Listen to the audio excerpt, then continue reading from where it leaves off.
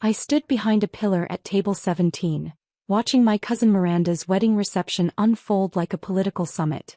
Her fiancé Derek came from the kind of family that measured worth in country club memberships and corporate board seats. "Emma, you're blocking the photographer's sight line," Aunt Patricia said without looking at me. "Could you move?" I stepped aside, clutching my small purse. The invitation had arrived late with no +1 option, despite every other cousin receiving one. When I'd asked Miranda about it, she'd laughed uncomfortably. "You're not dating anyone seriously, right? We're keeping numbers manageable." I knew exactly 3 people at this wedding: Miranda, Aunt Patricia, and my mother, who'd barely acknowledged me since arriving, too busy networking with Derek's family. The Cunninghams had made their judgment clear at last night's rehearsal dinner. Derek's mother Constance had asked what I did with a tone that expected disappointment. "Political consulting," I'd said simply. "Oh, how nice. Like making phone calls." She'd smiled with practiced condescension. "Derek's sister is a pharmaceutical lobbyist. Real politics." Derek's father Richard had been more direct. "Young people today think any job title makes them important. You earn respect through connections and results." I'd smiled politely. They had no idea I'd spent 6 years building a consulting firm, managing 3 successful congressional campaigns, or that I currently directed Senator Michelle Thornton's re-election strategy, one of the most powerful politicians in the state. They didn't need to know. I kept my professional life private, especially from family who'd dismissed me for years. While Miranda pursued her MRS degree, I'd worked full-time finishing my political science degree at night. While she dated men for their family connections, I'd built real connections through competence. "Ladies and gentlemen, please form the reception line," the coordinator announced. "The bride and groom will greet their important guests." I started toward the forming line, but Aunt Patricia intercepted me. "Emma, dear, the reception line is really for close family and the wedding party. Why don't you grab some appetizers?" My mother appeared beside her sister, nodding. "It'll move faster this way." I watched from a distance as Miranda and Derek greeted their guests. The mayor arrived. A congressman I'd helped elect 2 years ago. Several business owners. The photographer captured every handshake. Derek's best man Brad joined me at the appetizer table. "Not important enough for the reception line? Don't feel bad. They're only greeting people who matter. People with real influence." He gestured with his champagne. "Unlike some people with fancy-sounding job titles. Derek told me about you. Political consulting." He made air quotes. "Code for stuffing envelopes, right? Build up." I excused myself and found my assigned seat, table 17, behind a pillar where the least important guests wouldn't obstruct anyone's view. My table mates were distant relatives and confused +1s. I checked my phone discreetly. 3 messages from my assistant about Senator Thornton's schedule. One from the senator herself. "How's the wedding? Don't let them get to you." I'd worked for Michelle Thornton for 4 years, becoming her campaign director 8 months ago. She was brilliant, principled, and ruthless when necessary, everything I aspired to be. She valued loyalty and competence over pedigree. "Attention everyone." Richard Cunningham stood at the microphone. "Thank you for celebrating Derek and Miranda's union. This wedding represents 2 wonderful families, and we're honored to have so many distinguished guests." He name-dropped for 5 minutes. Every important person in attendance, every connection his family had cultivated. The mayor, the congressman, business leaders, all got special mentions. "This is the kind of community we're proud of," Richard concluded. "People of substance and real accomplishment. People who understand that success is about who you know." My mother beamed from the head table, thrilled to be adjacent to such important people. The speeches continued through dinner. My table received food last. Miranda's maid of honor told sweet stories. Derek's best man joked about his friend settling down with someone from the right kind of family. Then Aunt Patricia took the microphone. "I'm so proud of Miranda. She's always understood what truly matters: building the right relationships, marrying into a family of substance. She's never been distracted by silly career ambitions or false notions of independence." She looked directly at me. Several nearby guests followed her gaze. I kept my expression neutral. "That's the kind of wisdom that comes from good breeding," Constance added. Derek needs a wife who understands social standing, not someone chasing some fantasy of being a career woman. More air quotes. We're grateful he found someone who knows the value of proper connections. My mother nodded enthusiastically.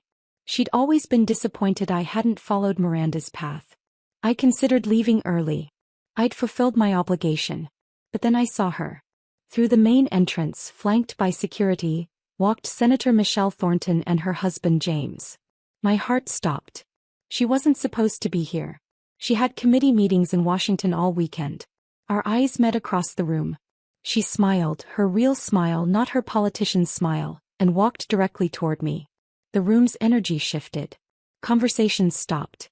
The band faltered. Senator Thornton was a force of nature, a three-term senator who chaired 2 major committees and was considered a future presidential candidate. Miranda's face went pale. Richard straightened his tie. Aunt Patricia cycled through confusion, recognition, and panic. Senator Thornton walked past the head table without acknowledging anyone. She walked past Richard Cunningham's extended hand. She walked straight to table 17. Revelation. Emma. He pulled me into a warm hug. I'm so sorry I'm late. The committee meeting ran long, but I couldn't miss your cousin's wedding. Not when you've been working so hard while supporting your family. The ballroom fell silent. Every person stared. Senator Thornton, I managed. I didn't expect. James convinced me to catch a late flight. Your family should see how much you matter to us. She smiled at my stunned tablemates. I'm Michelle Thornton. Emma probably hasn't mentioned me. She's incredibly modest about her work. Richard appeared at our table, politician's smile in place. Senator Thornton, what an unexpected honor. I'm Richard Cunningham, the groom's father. If we'd known you were coming, we would have arranged proper seating. The seating is fine, Senator Thornton said coolly. I'm here to see Emma. She's seated exactly where I need to be. You know Emma? Constance materialized beside her husband. Know her? He's my campaign director. Has been for 8 months, on my team for 4 years. Senator Thornton's voice carried across the silent room. Emma's the reason I'm ahead in every poll. She's the reason my last 3 major bills passed. She's quite possibly the most talented political strategist I've ever worked with. Aunt Patricia's face drained of color. My mother looked faint. Campaign director? Brad said from behind us. I thought she stuffed envelopes. Senator Thornton turned to him, her expression arctic. Excuse me. Nothing, Senator. I misspoke. Brad practically tripped, backing away. Miranda approached, veil trembling. Emma, you never said you worked for Senator Thornton. You never asked what I actually did, I replied quietly. You assumed. When Emma told me about this wedding, I offered to write an introduction letter, Senator Thornton continued, addressing the room. Her politician's instincts had kicked in, she knew she had an audience. But she said it wasn't necessary, that she preferred keeping her professional life private. That's the discretion and humility that makes her invaluable. She paused. I understand there was some question about her connections and standing. Let me be clear. Emma has dinner with me twice monthly to discuss strategy. She has personal cell numbers of 15 senators, 23 congressional representatives, and most major state political donors. When the governor needs messaging advice, he calls Emma. When the party needs someone to turn around a failing campaign, they call Emma. Richard's face went from pale to red. He'd spent all evening boasting about connections, and now a sitting senator was explaining that the woman at the worst table had more real influence than his entire family combined. The congressman you were so proud to host? Senator Thornton gestured toward Congressman Morrison, who looked extremely uncomfortable. Emma managed his first campaign. He wouldn't be here without her. She chose not to take public credit because she prefers working behind the scenes. Aunt Patricia tried salvaging the situation. Senator, we had no idea. Emma never mentioned. She shouldn't have had to mention anything, Senator Thornton cut her off. How you've treated her tonight, excluding her from the reception line, seating her behind a pillar, making snide comments about her career.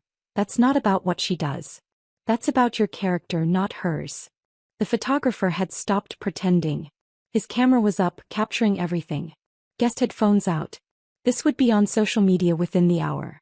Emma called me last week, upset about how her family was treating her, but still planning to come and be supportive. That's who she is, loyal even when that loyalty isn't returned.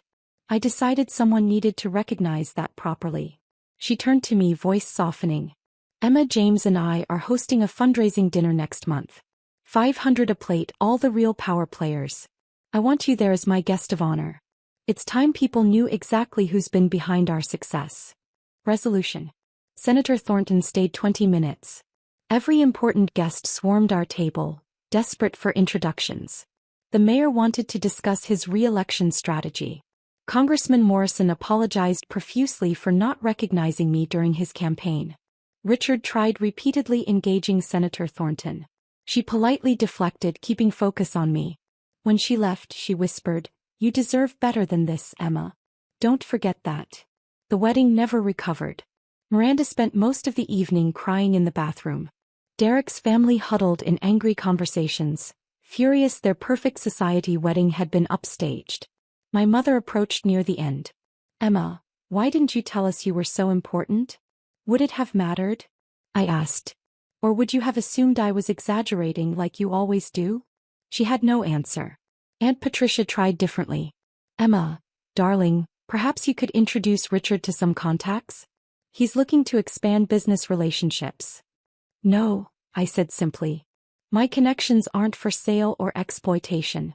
They're built on trust and competence, two things this family has never valued." I left before the final dance. The photos were already trending online. Senator defends campaign director at wedding. Political power player hiding in plain sight. Senator Thornton called my secure line. "I hope I didn't overstep. You saved me from a miserable evening." "Good."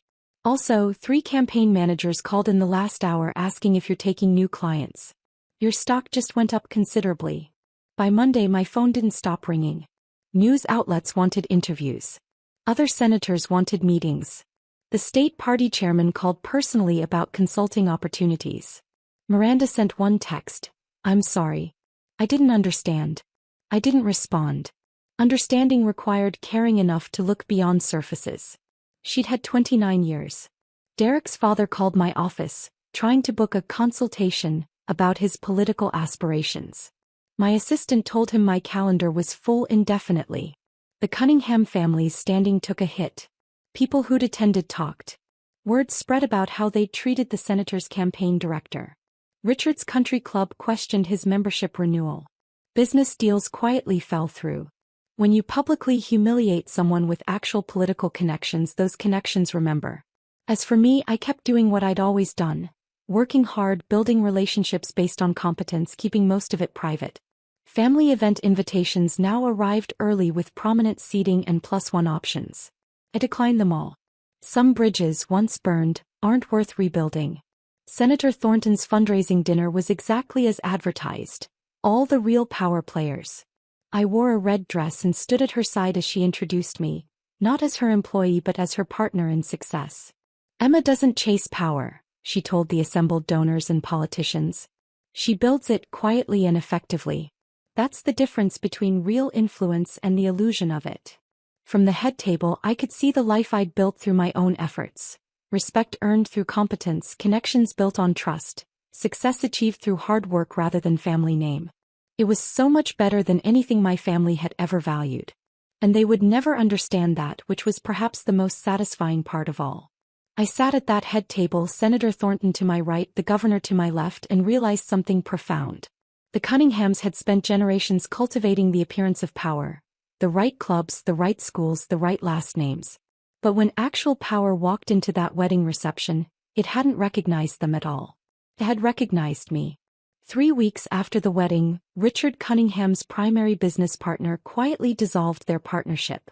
The partner's wife had been at the wedding, had watched the whole spectacle unfold, and had apparently asked some pointed questions about Richard's judgment and character. Derek's promotion at his father's firm was indefinitely postponed. Constance was asked to step down from her position on a non-profit board. Several board members were major donors to Senator Thornton's campaign and had seen the viral photos. Miranda and Derek postponed their honeymoon. Too much family business to handle, according to the apologetic voicemail she left me. I deleted it without responding. My mother made one more attempt, showing up at my office unannounced. My assistant turned her away. She taught me long ago that love was conditional on meeting her expectations. I'd finally learned the lesson. I didn't need to meet anyone's expectations but my own. The competence I'd built in silence was worth more than all their carefully curated connections combined. And unlike their hollow networks, mine would never crumble because it was built on something real.